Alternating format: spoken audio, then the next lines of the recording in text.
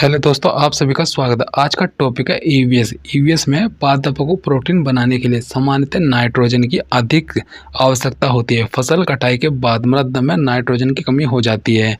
यद्यपि वायु में नाइट्रोजन गैस प्रचुर मात्रा में उपलब्ध होती है, परंतु पादप इसका उपयोग उस प्रकार करने में असमर्थ होते हैं जैसे वे कार्बन डाइऑक्साइड का उपयोग करते हैं। पौधे नाइट्रोजन को विलेय रूप में ही अवशोषित कर सकते हैं। कुछ जीवाणु जो राइजोबियम कहलाते हैं वायुमंडलीय नाइट्रोजन को विलेय पदार्थों में परिवर्तित कर देते हैं, परंतु राइजोबियम अपना भोजन स्वयं नहीं बना सकते। ये चना, मटर, मूंग, सेम तथा अन्य फलीदार पादपों की जड़ों में रहते हैं तथा उन्हें नाइट्रोजन की आपूर्ति करते हैं। अधिकतर दालें फलीदार पादपों से प्राप्त होती है। इसके बदले पादप राइजोबियम जीवाणु को आवास एवं खाद्य प्रदान करते हैं, अतः उनमें सहजीवी संबंध होता है।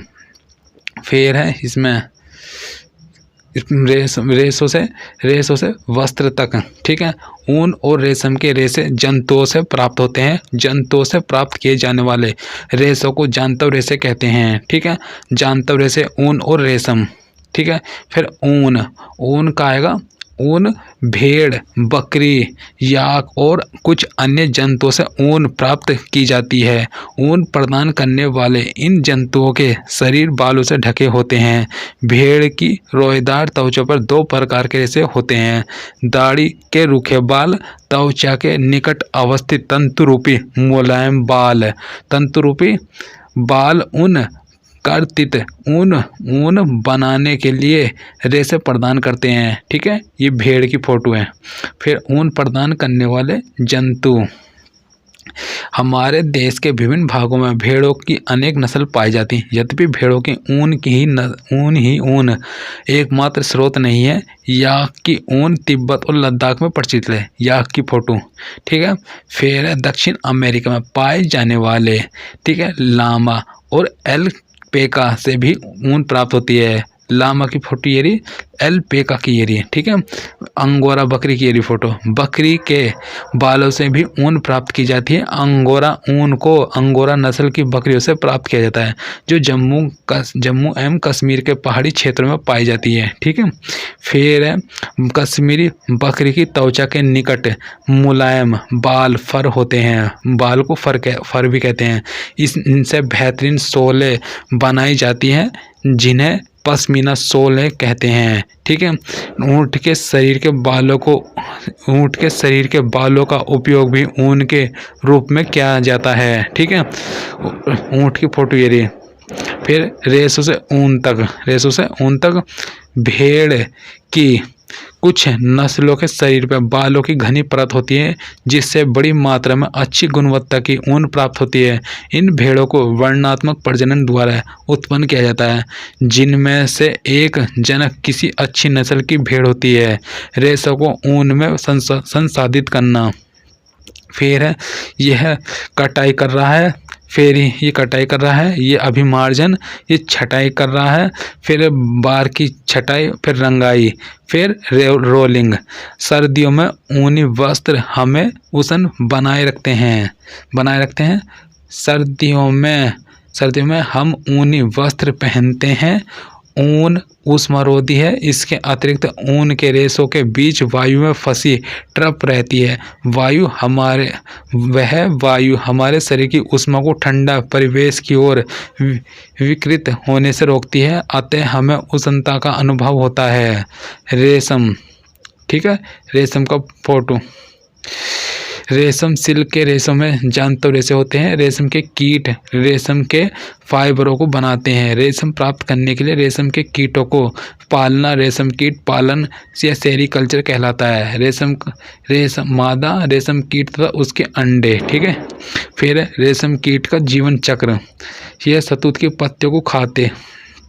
मादा रेशम कीट अंडे देती है, जिनसे लार्वा निकलते हैं, जो कैटरपिलर या इल्ली या रेशम कीट कहलाते हैं। ये आकार में वृद्धि करते हैं और जब कैटरपिलर अपने जीवन चक्र की अगली अवस्था में प्रवेश करने के लिए तैयार होता है तो यह प्यूपा कोशित कहलाता है, जो अपने इधर गिधर एक जाल बुन लेता है।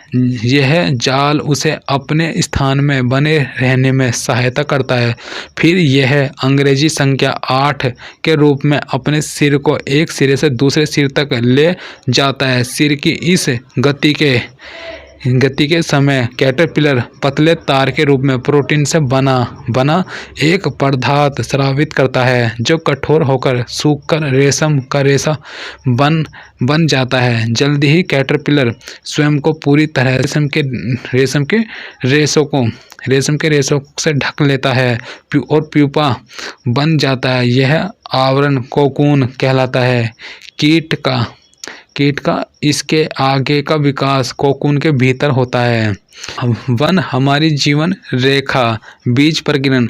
प्रकृति में एक ही प्रकार के पादप विभिन्न स्थानों पर उगे हुए पाए जाते हैं। ऐसा बीजों के विभिन्न स्थानों पर प्रकीर्णन के कारण होता है। ठीक है।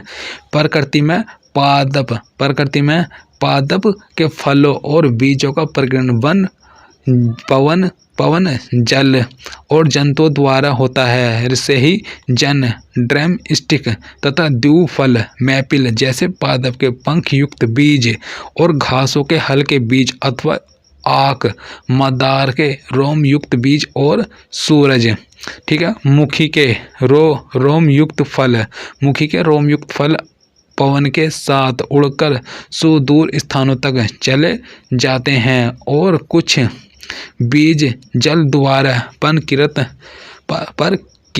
होते हैं। ऐसे बीजों अथवा फल के आवरण स्पंजी अथवा तंतु में होते हैं ताकि वे जल में प्लवन तैरते करते हुए एक स्थान से दूसरे स्थान तक जा सके। उदाहरण के लिए नारियल कुछ बीज जंतुओं द्वारा परिकीर्णित होते हैं, विशेष रूप से कंटकी कांटेदार बीज जिनमें हुक जैसी संरचनाएं होती हैं जिससे बीज जंतुओं के शरीर में से चिपक जाते हैं और दूरस्थ स्थानों तक ले जाते हैं।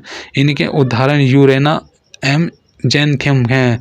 कुछ पौधों के फल झटके के साथ फट जाते हैं जिससे उनके अंदर स्थित बीज परिणत हो जाते हैं। बीज जनक पादप से दूर जाकर गिरते हैं। एरंड और बालसम के पादप में ऐसा ही होता है। फिर है जल प्रबंधन में आएगा। जल प्रबंधन वर्षा के रूप में जो जल हमें प्राप्त होता है उसमें से अधिकांश ऐसे ही बह जाता है। यह बहुमूल्य प्राकृतिक संसाधन की बर्बादी है। वर्षा जल का उपयोग भूमजल स्तर की पुनः पूर्ति करने के लिए किया जा सकता है। इसे जल संग्रहण अथवा वर्षा जल संग्रहण कहते हैं। ठीक है। हमारे देश में अनेक स्थानों पर जल भंडारण और जल का पुनः पूर्ति करने के लिए बावड़ी बनाने की प्रथाओं का सदियों से चलन रहा है।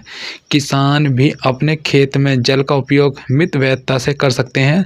संभवतः अब आपने बूंद ड्रिप सिंचाई व्यवस्था के बारे में सुना होगा।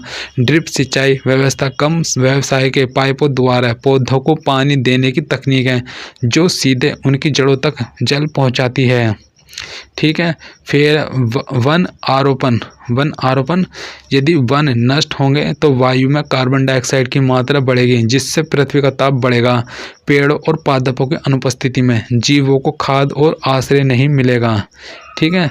फिर है पेड़ों की अनुपस्थिति में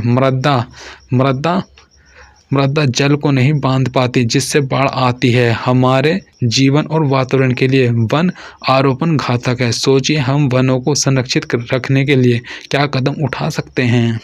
थैंक यू दोस्तों, आप सभी का स्वागत है।